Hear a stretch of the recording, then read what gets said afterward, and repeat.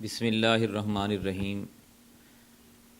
میرے عزیز دوستو، آج سے ہم ایک نیا سلسلہ شروع کر رہے ہیں کہ ہم اپنے آباء و اجداد کی جو تاریخ ہے وہ نبی کریم صلی اللہ علیہ وآلہ وسلم، صحابہ کرام اور ان کے ساتھ جو باقی لوگ تھے، تبع تابعین جو بعد میں آئے، کہ ان کے واقعات وہ کیسے مسلمان تھے، اور ہم اپنا کمپیریزن کریں گے کہ ہم لوگ کیسے مسلمان ہیں۔ ایک واقعہ آپ کی نظر کروں گا۔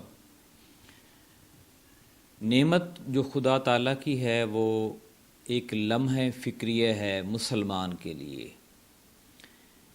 ریگستان کی خاموش اور طویل رات میں دنیا کا سب سے بڑا انسان سید الانس والجن اپنے چند ساتھیوں سمیت ایک انصار کے باغ میں داخل ہوا۔ اس کی فرمائش پر باغبان نے تازہ کھجوریں آپ کے سامنے پیش کیں۔ آپ نے وہ نوش فرمائیں۔ یہ فرمائش اس بات کا اعلان تھی کہ صبر اور فقر کی راہ پر چلتے ہوئے لذتوں اور نعمتوں کی طلب جرم نہیں ہے۔ کھجوریں نہایت لذیذ اور شیریں تھیں۔ اس کے اوپر آپ نے اور آپ کے ساتھیوں نے پانی پیا، اور پھر قلب و روح کی ایک اطمینان سا محسوس کیا۔ اسی عالم میں سرور دو عالم صلی اللہ علیہ وآلہ وسلم کے روح مبارک پر گہری سنجیدگی کے آثار نظر آئے، اور اس سنجیدگی میں تشویش، احتیاط اور نہ جانے کیا کیا تھا۔ نعمتوں سے لطف اندوز ہونے کا یہی لمحہ ایک عظیم لمحہ فکریہ ثابت ہوا۔ لذت کا تاثر کھانے کے اختتام کے ساتھ ختم نہیں ہوا۔ اگر ختم ہو جاتا تو پھر سید الانبیاء اور ایک عام انسان میں کیا فرق رہتا؟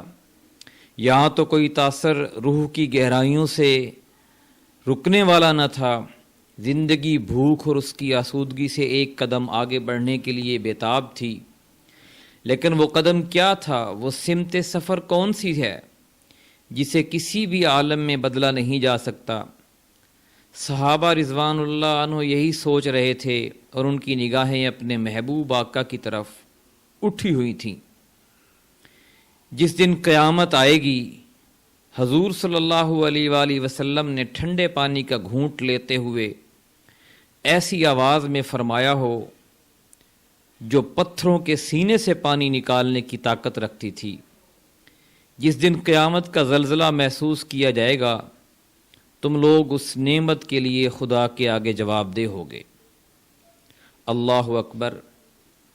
یہ کسی شاعر، کسی فلسفی یا کسی مجنوں کا قول نہیں، بلکہ دنیا کے سب سے بڑے انسان اور سید الانبیاء کے زبان مبارک سے نکلے ہوئے الفاظ ہیں، کہ جس زبان مبارک سے کائنات کی سب سے بڑی سچائی یعنی وحی نازل ہوتی تھی اور آپ بیان کرتے تھے۔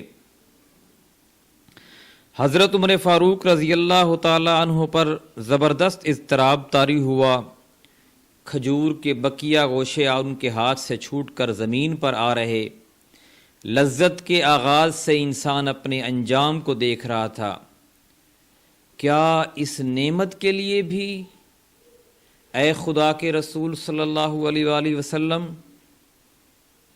آپ نے فرمایا، ہاں، اس کے لیے بھی۔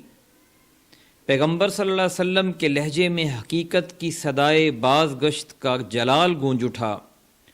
ہاں، بس 3 چیزیں دستے احتساب سے بچ سکیں گی: 70 ڈھانکنے کے لیے کپڑا، بھوک دور کرنے کے لیے زندہ رہنے کی حد تک غذا، اور سر چھپانے کے لیے ایک گوشہ زمین۔ یہ بظاہر ایک معمولی سا واقعہ ہے، لیکن کیا واقعی یہ معمولی ہے؟ زندگی کی بنیادی ضرورتوں اور فاضل خواہشات کے درمیان یہ لطیف خط امتیاز کیا معمولی ہو سکتا ہے؟ یہ قدر نعمت کا حقیقی احساس، یہ بے نظیر تقوی، یہ خدا کو ہمہ وقت روبرو پانے کی منزل احسان، اسی کا نام تو بندگی ہے، اسی کا نام عبادت اور اسی کا نام خدا پرستی ہے۔ یہی لطیف خط امتیاز ہے جس کی سمت چل کر صدہا پتھر ہیرے بن گئے، اور یہی خط جب سے مٹا ہے دنیا والے بلکہ یوں کہیے خود مسلمان بھی خدا کی نعمتوں کو بے شعور جانوروں کی طرح روند رہے ہیں۔ سب کچھ مل جانے پر بھی جب کوئی کانٹا چبھتا ہے، کوئی نعمت چھنتی ہے، تو اپنی شرمناک ناشکریوں پر شرم سے پانی پانی ہونے کے عوض وہ شکوہ و شکایت کا دفتر لیے بیٹھتے ہیں۔ اس خدا کا شکوہ جو فیاضی میں سمندر سے وسیع الظرف اور داد و عطا میں سورج کی روشنی سے زیادہ بے کراں ہے، جس کی بخشی ہوئی ہر نعمت سونے کے پہاڑوں میں تل کر بھی بھاری رہتی ہے، لیکن ناشکرا انسان نہیں دیکھتا، نہیں سوچتا۔ بہت شکریہ۔